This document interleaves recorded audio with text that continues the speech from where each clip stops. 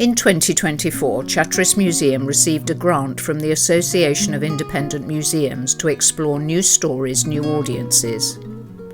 Starting from the few photos of travellers in the museum's collection and in partnership with One Voice for Travellers, we set out to collect stories from and of the Gypsy and traveller communities around Chatteris.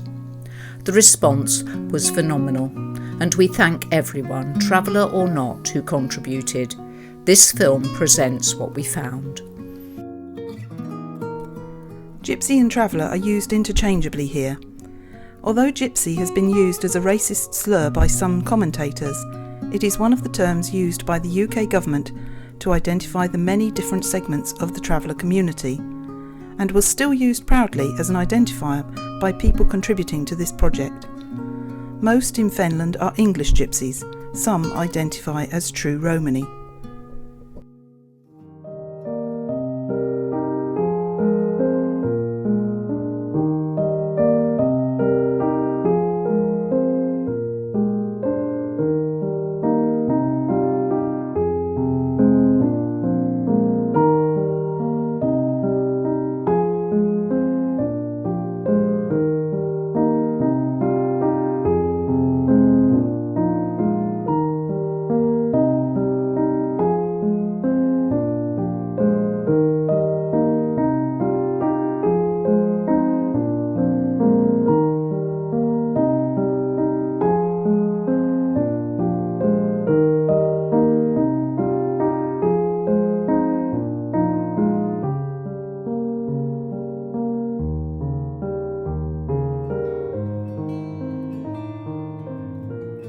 I'm John Bann, I'm a member of March Camera Club, and roughly round about 2006, 2007, I went to Appleby Horse Fair, and I was amazed at what happened and had such a friendly visit. All the travellers invite you to look round the wagons. That's what they say they're there for, and I got really interested, and ever since then I've travelled round numerous horse fairs all round this country, local, far afield, right down as far as Bournemouth, all over England where I've seen a horse fair, and I've met many traveller families and still correspond with them, and really enjoyed it, and I enjoy talking about it because a lot of the gorges, as the travellers call us, non-travelling folk, don't understand their way of life.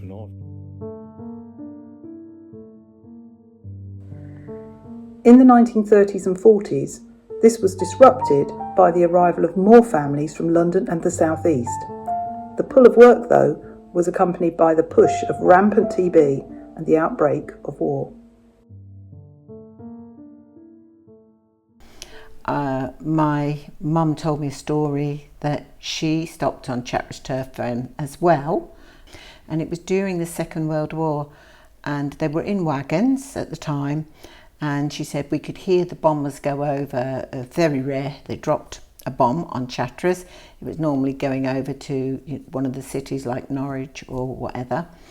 And she said once we heard those bombers, we'd all clamber out the wagons. She said we'd all run and we'd lay down in the ditch, she said, with coats over us, because we were terrified that the bombs were going to drop on the wagons. And we thought if we were in the dike, well, my grandfather and that thought if they were in the dike, they were safe. So she said, often we spent the night in the dike, she said. And then the boy said, no more, we want to get out the bed. We'll just stay under the wagon, because they were under the wagon. We'll just stay under the wagon because we're so tired, we're not getting out.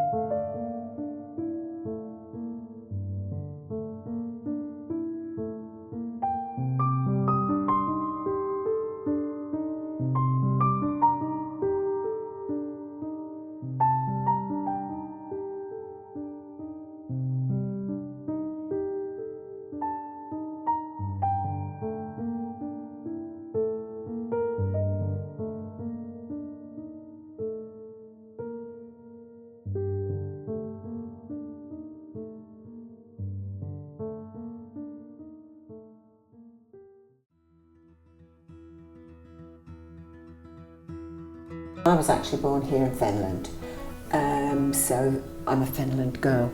And my family used to stay on Chatteris turf fen when it was just a piece of a field that everybody just used to pull on when they were passing through Chatteris. My family were fruit pickers, so that was why they travelled this route, stayed in this area. That's why they built those links up, because they were strawberry pickers, fruit pickers, and they just found that that was a way to earn money. They had big families, and that made it even better for earning an income, because families, children all, were the ones that went to work every day. My mum and dad lived in Langwood Fen. Well, we all lived in Langwood Fen, in Glasshouse Farm, and during the seasons, travelling families would come to do work, I suppose, didn't they? Potato picking. Yeah, hoeing. Yeah, anything that was needed. And I think it was because Mum was a traveller that they were at ease with these, because I remember Jeannie Doe coming to play and to our house, and I think it's because they understood them. Yeah. When they were on the turf, when there was no water, there was nothing. You had to go and get it in the old milk churns. And she said we knew there were particular people in certain houses that were friendly towards us. And my granny would go, she said, tell the fortune, sell some stuff to them, and swap, lace and pegs for cheese and milk and things off the farm, eggs. She said there were houses that for the local community you couldn't go near because they just didn't want you there, they wouldn't answer the door. She said, but in every town, and particularly in Chatteris, in the middle of Chatteris, she said, there were these people that always welcomed us. She said, and they were really pleased. Oh, I've waited all year for you to come back round so I can get some more of those pegs and sharpen the knives. So my granddad would do grinding, sharpen the knives, and I think that bartering system we've lost. That's that way of life has lost. That was a good way of life. Trading off your ability to make the flowers, make the pegs, for food and for things from the farm. When she took the horse up to be shoed, Mr. Boone had made that, or I can't say whether he finished it or not, but she said, oh, I do like that, Mr. Boone. He said, yeah, my girl? She said, yes, I do. He said, right, you can have it, I'll give it to you. She fetched it home, we had it a few years. I can remember Mum having it and standing as I was a boy. And then she come down one day, years later when she was married, and said, I went down to Mother's and she said, Francis has said you'll get of that, but if you ever want to part with it, take it to the museum, nowhere else, don't let nobody else have it. I said, all right, Mum, I will. And Mr. Boone made it. That was Eric's father, and he was a blacksmith. I used to shoe horses. Well, that's all I can tell you. When the museum was the old council property down here in High Street, there was a curator in there named Mr. Moss, and I went up there and I said to him, I used to go down there a bit, and I told him, he said, you're a gentleman. I said, well, I've got acting on orders, here it is.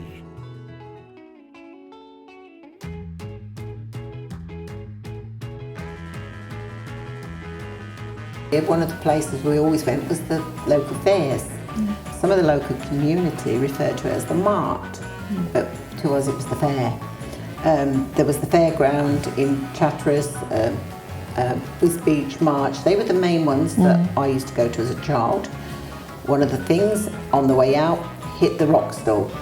Thompson's Rock, candy floss, toffee apples. Used to love it. The nugget with the bits of nuts in. They were my favourite. So if we went to a fair, we had to hit the rock stall.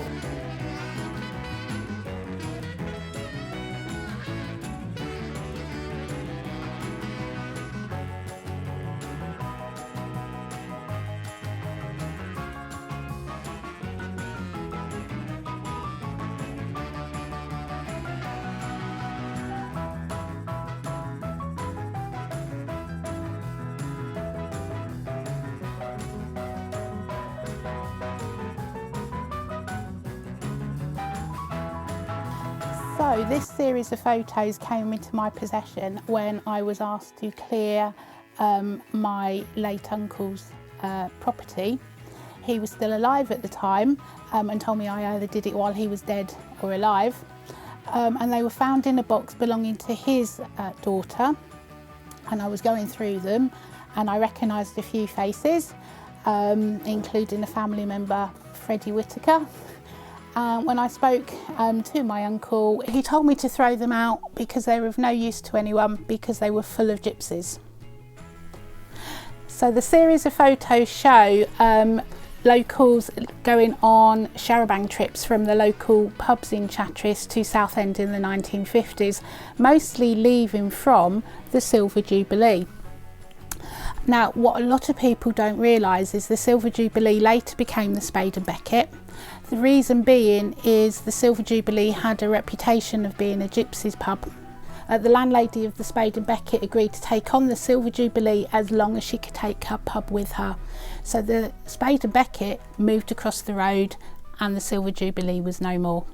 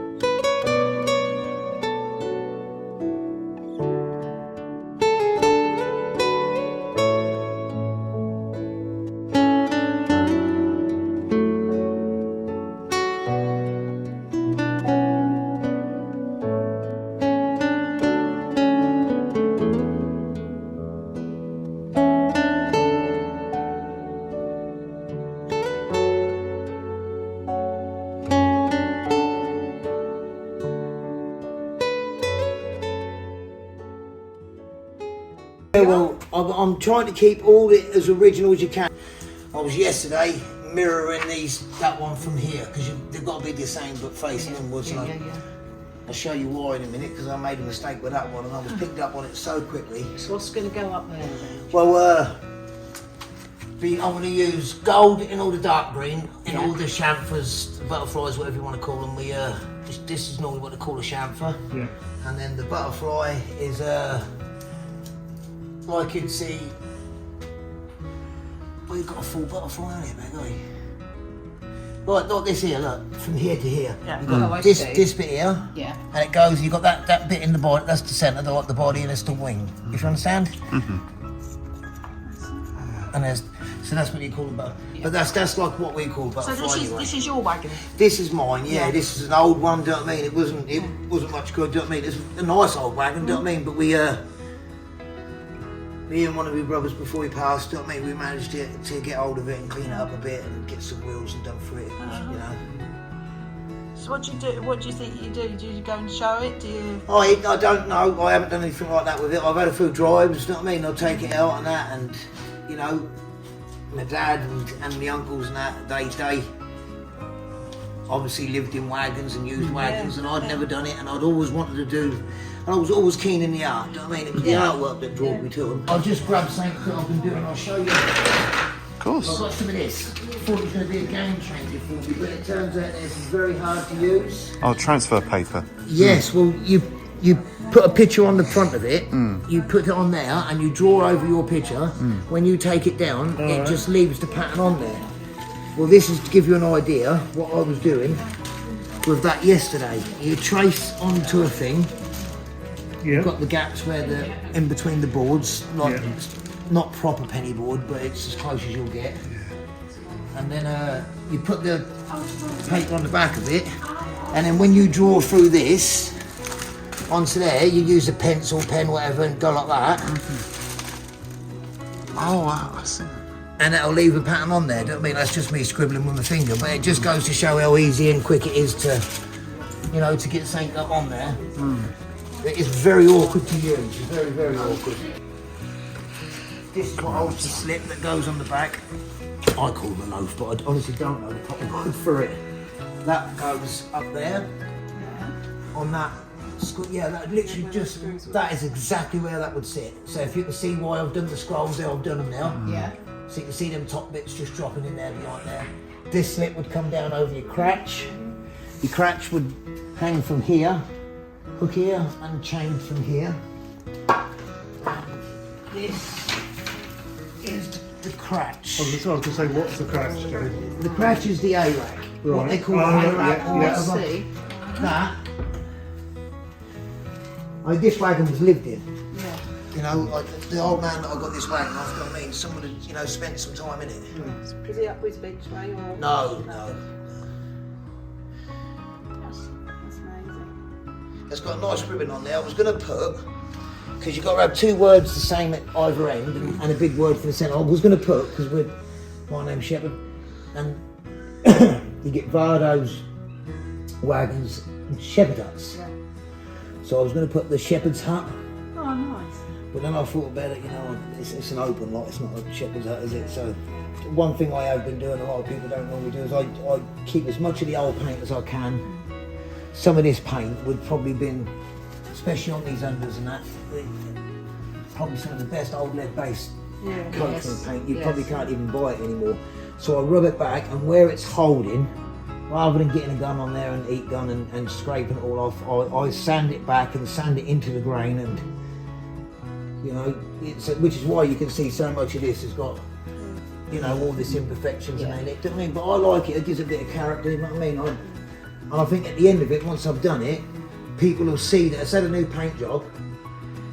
But respectful. But yeah, it's been kept 100%. You know what I mean? Like it's been kept original. It's all authentic. Yeah.